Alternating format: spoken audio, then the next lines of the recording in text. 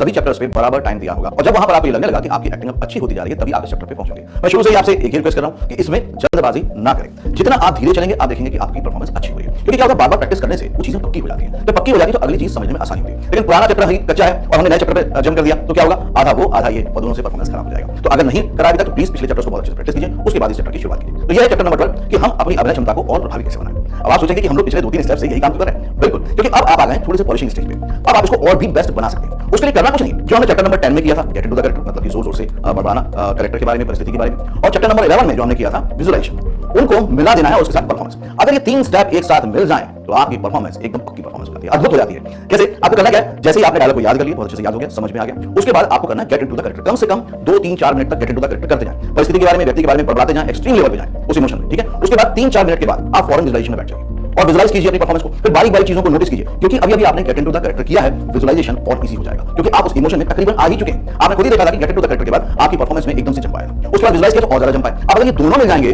तो बहुत ही अच्छी इफेक्टिव एक्टिंग हो जाएगी। तो करना क्या है, विजुअलाइज किया फौरन गेट इनटू द कैरेक्टर के बाद और फिर फौरन जितनी जल्दी हो सके परफॉर्म कर दो। अब परफॉर्मेंस हो रही, आपको महसूस होगा कि आप मजा आ रहा है, अब लग रहा है कि मैं एक्ट नहीं कर रहा हूं बल्कि मैं वो कैरेक्टर हो गया हूं, अब मैं एक्टिंग नहीं कर रहा हूं बल्कि अब मैं वो कैरेक्टर को जी रहा हूं, ये आपको बिलीव होगा। उसके बाद फौरन फिर से जाएं गेट इनटू द कैरेक्टर, मतलब लूप में करना है, get into the character, visualization, perform, फिर एक बार एक सेकंड करें get into the character, visualize, perform, फिर एक बार लूप में फिर से करें get into the character, visualize, perform. 3 से 5 बार अगर आपने इसको कर लिया एक ही समय में, आप देखेंगे कि आपको मजा आ जाएगा। इतनी अद्भुत परफॉर्मेंस आपको खुद की लगेगी कि आपको लगेगा कि हाँ, अब जो मेरा सपना था कि मुझे एक एक्टर बनना है, एक प्रोफेशनल आर्टिस्ट बनना है, उस दिशा में मैं बिल्कुल सही से जा रहा हूं। स्विच ऑफ मेथड ने आज बहुत सारे स्टूडेंट को ये सपने पे बिलीव ला दिया है। स्विच ऑफ एक्टिंग मेथड ने आज तक जिन्होंने भी इसकी बहुत अच्छे से प्रैक्टिस की है उनके अंदर ये बिलीव जगा दिया है। क्योंकि जब आप खुद को परफॉर्म करते हुए देखते हैं और बेटर फील करते हैं, इजी फील करते हैं, तो फिर किसी दूसरे सर्टिफिकेट की कोई भी जरूरत नहीं रह जाती। तो अगर आप इसको प्रभावी बनाना चाहते हैं अपनी अभिनय क्षमता को, तो बस इसको बार बार प्रैक्टिस कीजिए। अभी तक हमने जितने भी मोनोलॉग लिए हैं ऐसा करते हैं, उसको एक दिन में एक परफॉर्म करते हैं, मतलब लूप में कम से कम 5 बार आपको लूप में get into the character, visualize, perform, get into the character, visualize, perform. मैं बार बार रिपीट इसलिए कर रहा हूं कि आप वाकई इसको इस शिद्दत के साथ करें। प्रैक्टिस जितनी अच्छी होगी परफॉर्मेंस उतनी बेटर होगी। मैंने हमेशा कहा है कि performance is the result of preparation, तो जैसी प्रिपरेशन वैसा परफॉर्मेंस। तो जितने भी मोनोलॉग आज तक आपने सीखे हैं उन सारे मोनोलॉग पे इसको दोहराइए। अगर आपके पास 10 मोनोलॉग हैं तो पक्की बात है 10 दिन लगेंगे, बल्कि मैं कह रहा हूं ज्यादा समय लीजिए, कोई फर्क नहीं पड़ता। आप बड़े आसानी से अपने घर में एक्टिंग कर रहे हैं, कंफर्ट जोन में हैं, आपके पास कोई सुविधाएं हैं, तो क्यों ना उसको यूटिलाइज किया जाए और खुद पर काम किया जाए। तो बस इसको लूप में करते जाइए और अपनी परफॉर्मेंस को आगे लेते जाइए। अब हम इसको कुछ स्टूडेंट्स के साथ भी देख लेते हैं कि कितना फर्क पड़ता है।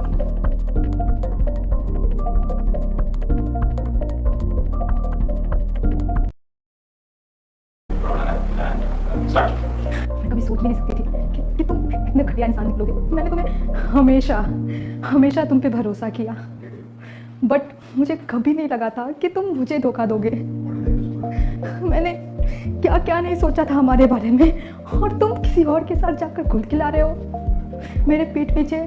मैंने कभी नहीं सोचा था। I just hate you. मैं तुम्हें कभी माफ नहीं करूंगी इस चीज के लिए जो तुमने आज किया है। तुम ऐसा कैसे कर सकते हो? विजुअलाइज कर अपने आप को, अपने परफॉर्मेंस को। Visualization now start. एकदम सरेंडर, कोई एक्स्ट्रा कुछ नहीं लगा है, सरेंडर। अपने आप को देखो बोलते हुए, सामने वाले को कैरेक्टर, एम्बियंस, इस इमोशन में बोल रहे हो, आपका बॉडी लैंग्वेज, अपनी आवाज, एक्शन रिएक्शन सब कुछ कंटिन्यू। विजुअलाइज चित्र जो मन में चल रहा है उसी को देखते जाना है। आइज ओपन, सामने वो कैरेक्टर खड़ा है, रिएक्शन पहले, रिएक्शन जो कुछ भी बोलना है पहले, रिएक्शन एंड लाइन। मेरे लिए सरप्राइजिंग है यार, तुम कब से मेरे कॉल्स नहीं ले रहे। No response to my WhatsApp message either. Last Friday तुमने कहा था कि तुम अपनी मासी के पास लखनऊ जा रहे हो। मैंने यकीन कर लिया। तुमने कहा जहां तुम हो वहां मोबाइल का सिग्नल वीक है। मैंने वो भी मान लिया, मगर कहीं ना कहीं मेरा इंट्यूशन सही था कि तुम मुझे अवॉइड कर रहे हो।